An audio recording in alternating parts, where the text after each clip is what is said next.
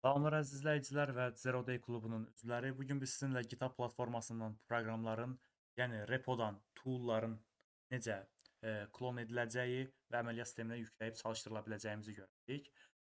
Hazırda mən buradan terminalımı başladıram. Terminalımı böyüdüm, sizin üçün daha rahat olsun görmək. Brauzerimi başladıram, çünki GitHub'dakı platformadakı daha doğrusu alətlərə biz brauzer üzərindən internetdən tapacağıq. Və bəli, GitHub hazırda burada var. Mən linklə girəcəm. GitHub.com adresinə gedirəm və buradan mən tool'larımı girəcəm. Mənim repomda bəzi tool'lar var göstərmək üçün əvvəlcədən hazırlamışam. Keçmişdə daha doğrusu uşaq olanda yazdığım. Bunlara baxacağıq. Hal-hazırda mən ana səhifəmə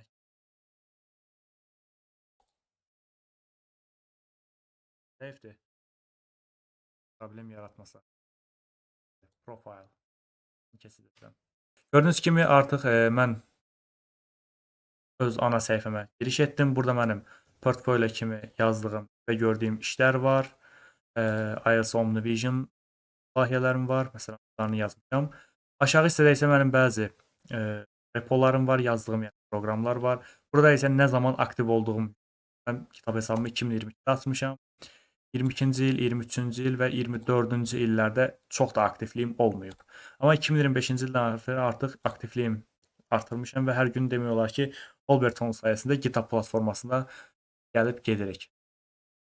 Burada bir GitHub səhifəmə baxıldıqda isə burada istifadəçi adımı görürsünüz. Burada cinsiyyət hissəsini görürsünüz. Burada oxuduğum, təhsil aldığım organizationlar görürsünüz. Məsələn, Holberton School Azərbaycan və Gəncə Dövlət Universiteti. Gələk mənim repozitoriya bölüm. Buradan 24 dənə görünüş proqramım var. Buradan aşağı hissəyə gəlirəm və burada şifrələmə PY adında bir proqram var. Bunu açıram. Bax. Gördüyünüz kimi şifrələmə PY proqramının ana səhifəsi, yəni reponun ana səhifəsi açıldı. Belə baxdıqda ilk başda nə görürük? Gördüyünüz kimi burada proqramın daxili faylları hər biri açıq qaynaq olmaq şərtinə, yəni bunların hər birini açıq kodlarını görə bilərsiniz, yazdığım kodları. Burada readme faylı, yəni məni oxu faylı var. Bunun içərisində bir kömək yazısı var. Necə yükləyəcəyinizlə bağlı neydi bunlar? Komutlar var, daha doğrusu komandalar var. Gəlin bunu yükləyək. Yükləmək üçün nə edirik? Bu yaşıl düymədəki kod hissəsini açırıq və buradan linkini kopyalayırıq. Və bundan sonra terminala yazacağımız əmrləri keçirik. Terminala yazacağımız əmr git clone və yapışdıracağımız linkdir. Ctrl-Shift-C ilə. Enter verirəm. Gördüyünüz kimi repo klonlanır. ls verirəm. Repom hardadır gələn. Və bəli, burada şifrələmə.py. Artıq ora daxil olacam. Şifrələmə.py. Yenidən ls verib içərisində nə var, nə yox, buna baxmalıyam. Gördüyünüz kimi bir ədəd şifrələmə.py faylı var. .py olduğu üçün Python faylıdır. Mən Pythonla deməli çalışdıracağam bunu. Setup.py var, kurulumlar üçündür. Readme faylı var, bir ədəd. Gəlin bunları nə olduğuna baxaq.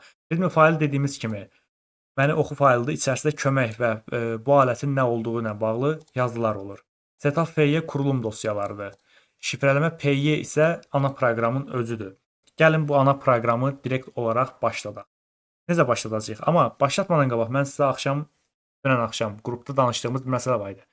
Fayl icazələri. Bir faylın 3 dənə icazə tipi olur. ls-la ilə mən sizə bunu göstərim. ls-la şifrələmə.py.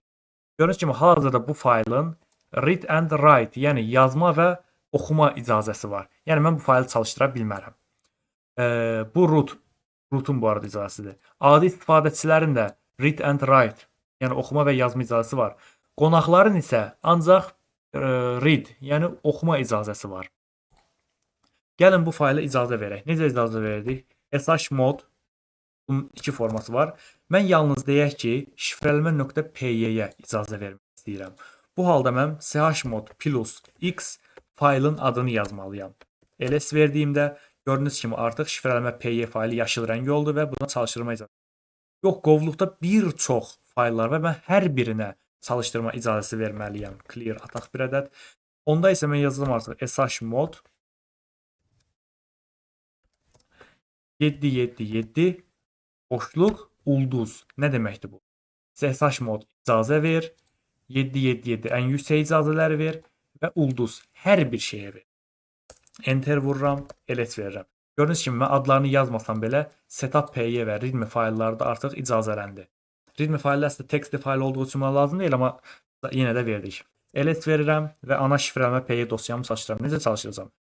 Dediyim kimi py faylı olduğu üçün yazıram Python